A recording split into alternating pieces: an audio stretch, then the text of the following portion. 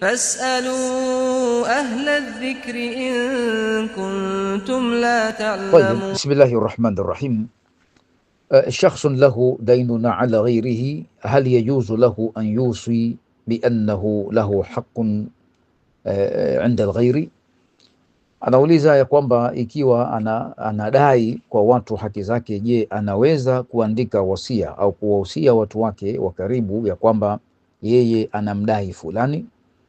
Taban, jawabu ni kwamba ndio, inakubalika na ni jambo muhimu kuweka wasia.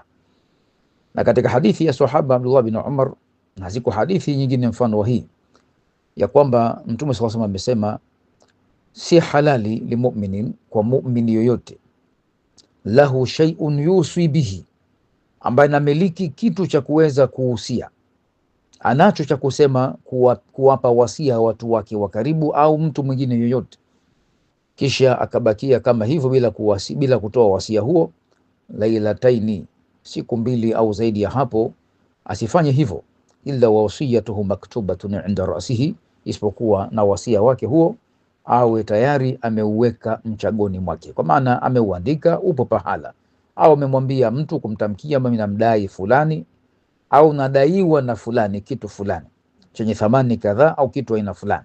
Kwa hivyo jambo la wasia ni jambo muhimu sana, na ndio maana Qur'ani ikaweka ndani ya Qur'ani yenyewe, maana imeweka aya tofauti zimezungumzia masuala haya ya wasia, min ba'di wasiyatin yuswa biha au dain, min ba'di wasiyatin yusi biha au dain, min ba'di wasiyatin tusuna biha au dain. Kwa hivyo wasia ni kitu muhimu sana, aandike na kuwatajia watu wake wa karibu kuhusu wasia huo. Wallahu ta'ala alam.